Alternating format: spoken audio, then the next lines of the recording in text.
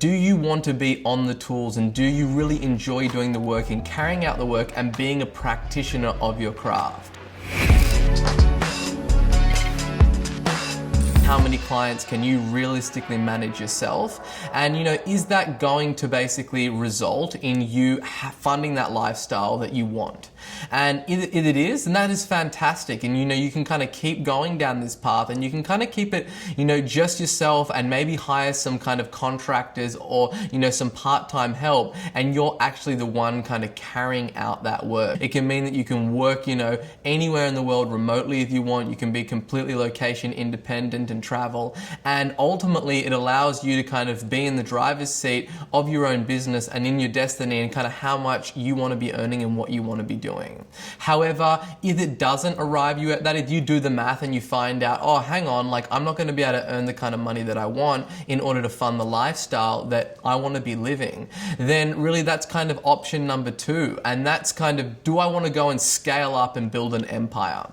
And what I mean by that is, if that's the road that you want to go down, essentially you're going to have to look at some stage in getting off the tools. And what I mean by that is really not doing the things as a practitioner that got you started in the first place. So you might be a photographer, and at this stage, if you're looking to build like a full-scale photography agency, you will not be able to be the one, behind the camera anymore, really doing that work and shooting the stuff. You're going to have to build a team that really supports you, that you can train and you can impart, your knowledge and everything that kind of got the business to this stage, but have other people carry out the work. And why do I say that? Why is it impossible for you to kind of carry out all the work and build a really large business?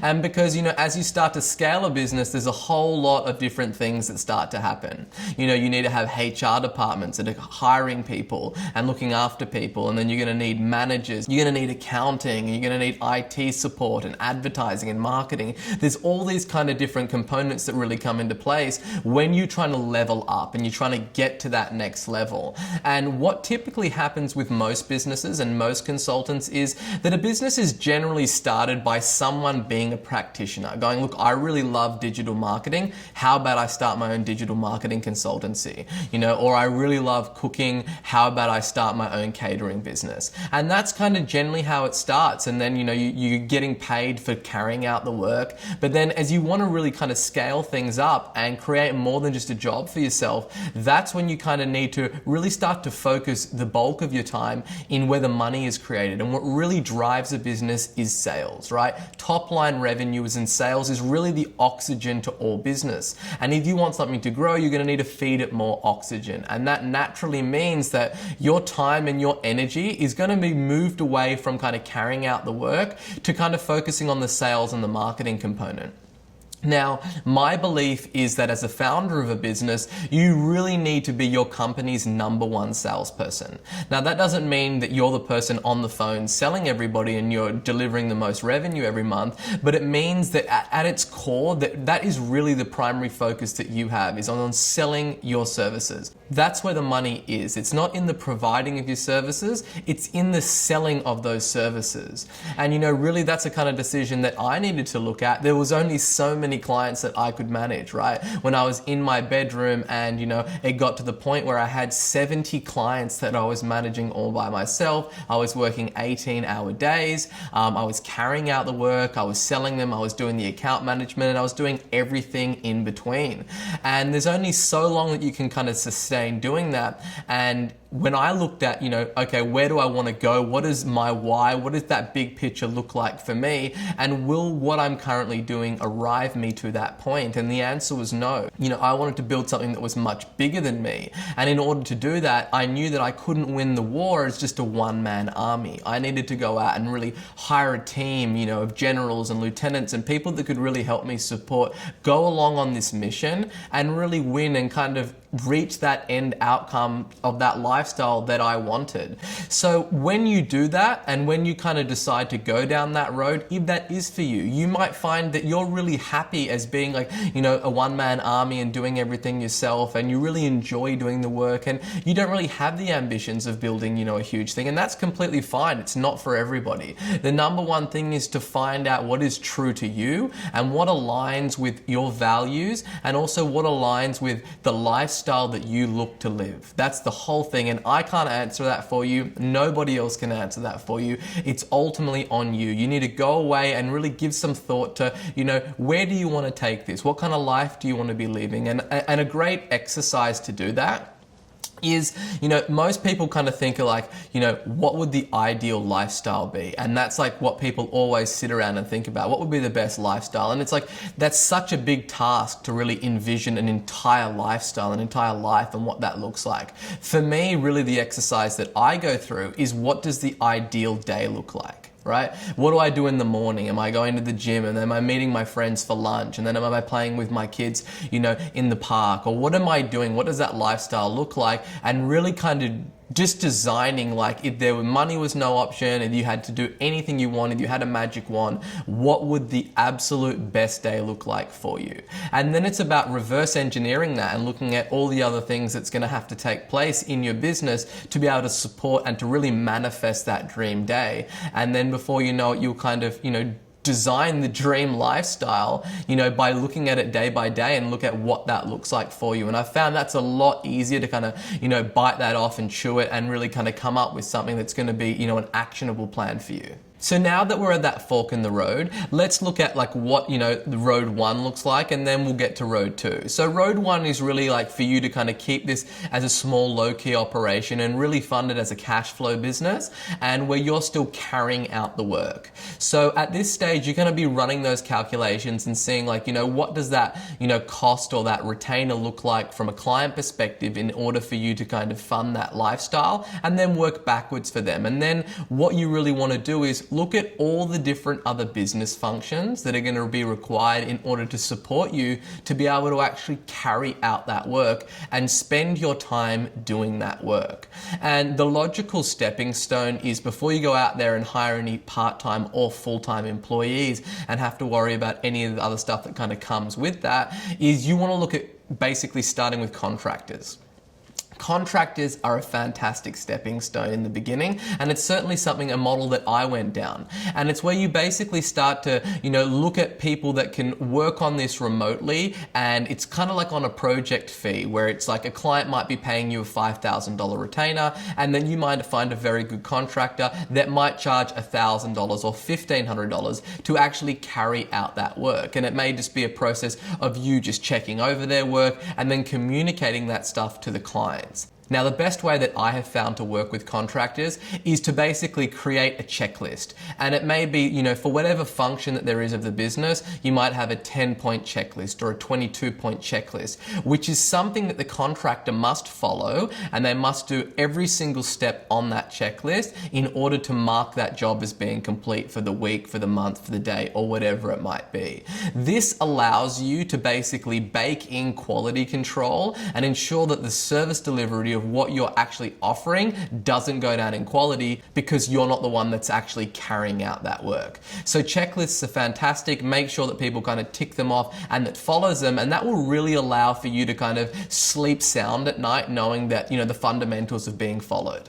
Now, this leads us to path number 2, which is scaling up your empire and really recruiting A players for your team. And this was the path that I personally chose to take. Now, if this is the road that you want to go down, then essentially what this is going to require is for you to essentially get off the tools and stop being the practitioner in your business and start really focusing on that prime function of your business, which is to grow revenue and to grow sales for your business. And what that's going to involve is you really spending 80% of your time on revenue producing activities, right? You need to get out of the weeds, off the tools, and then you need to start looking at recruiting the best talent and A players to actually do that work and to carry out the work for you.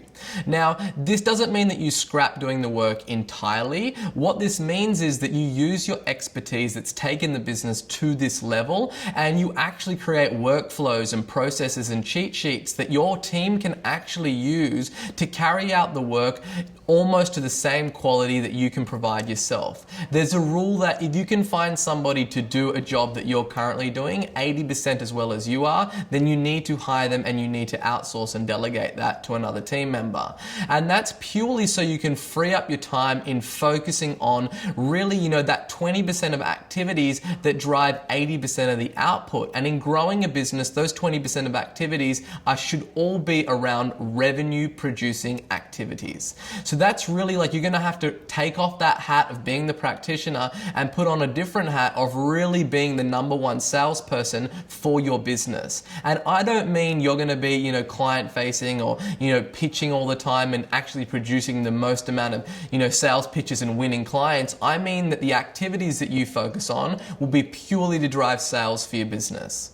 Now, at this stage, you might be thinking, this all sounds great, but I'm going to try to do everything. You know what I mean? Sabri, I don't really believe this. I think that I can do it all, and I can kind of wear all the hats and still scale up my business. And I guess I pose the question to you is like, what's the difference between, you got two kind of people that are into food, two chefs that go out there and start a catering business. And, with one of them, you go back, 10, 15, 20 years later, and basically they're burnt out and all they've done is really kind of create a job for themselves. They're still needing to be in the kitchen doing everything, doing all the food prep and all those things, while the other person has built like a national catering business that's doing hundreds of millions of dollars in revenue.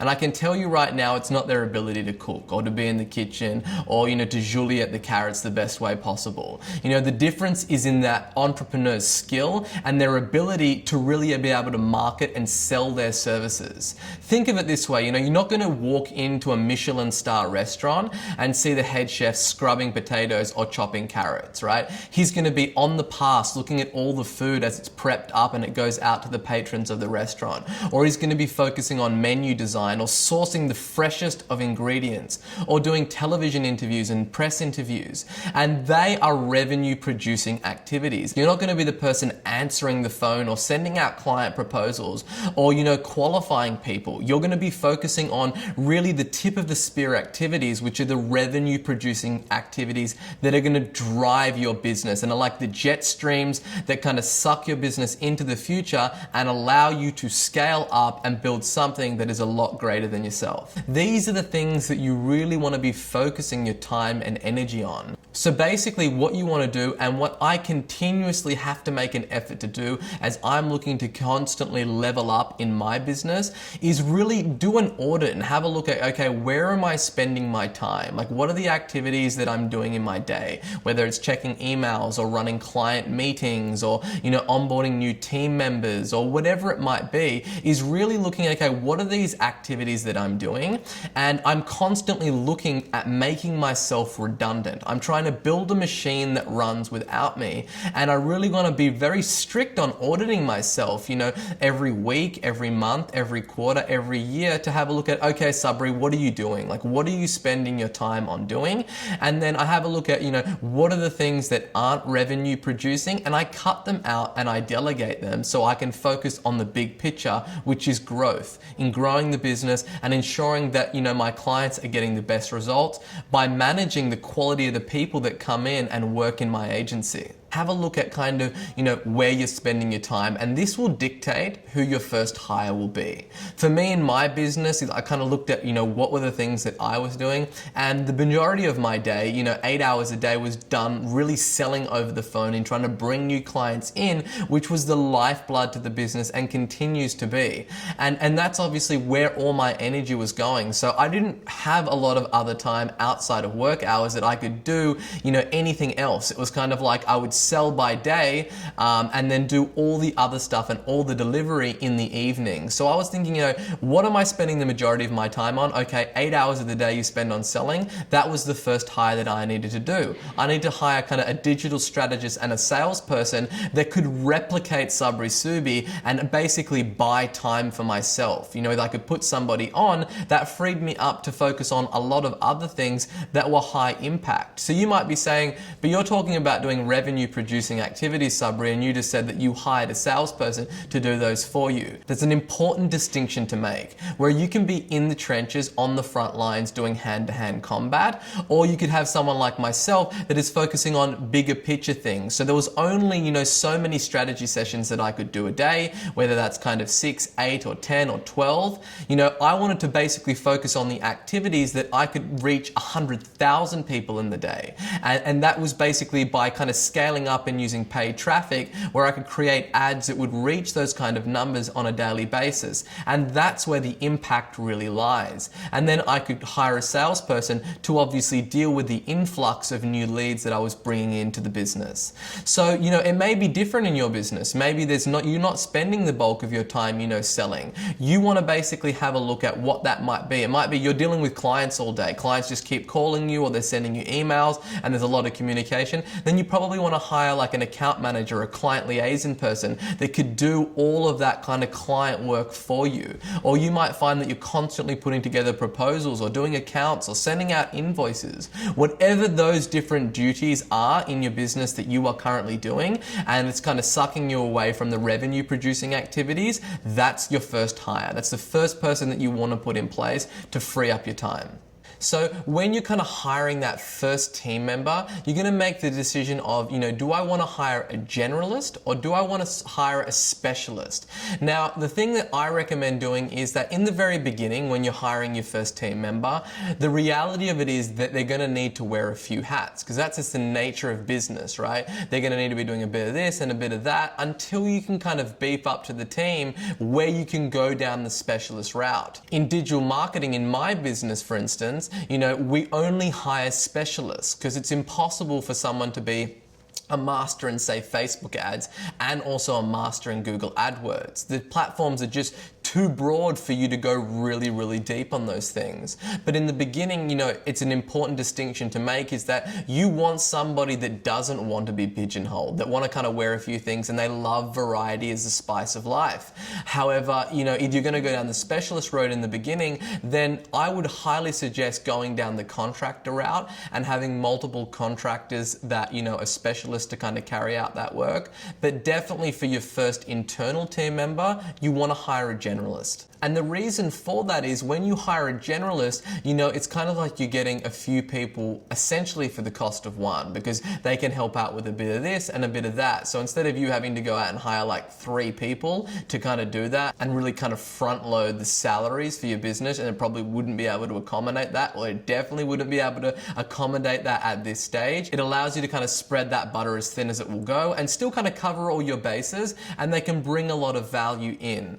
And then, going down the specialist road, the benefits about that is like they are a specialist. They know that. They are a master at that craft and they can really do a 10 out of 10 job on that one component and that one function in the business. Where a generalist might only do it at like a 6 or a 7, they can do multiple functions at a 6 or a 7, and that really kind of is much more advantageous at those early stages of your consulting business. So just to recap, the things that we've kind of covered is for you to really start to considering is, do you want to build the one-man army consulting business or do you want to go down the scaling route? And that's again up to you. You're going to really look at the pros and cons and finding that lifestyle of where you want to get to, and that's going to dictate, where you choose to steer the ship and the kind of business and the kind of lifestyle that you're looking to build for yourself. Hey guys, we're coming to you from lockdown in Melbourne. If you enjoyed this video, please like and subscribe, share it with a friend. We're dropping a video like this every day on YouTube, and I will see you in the next video.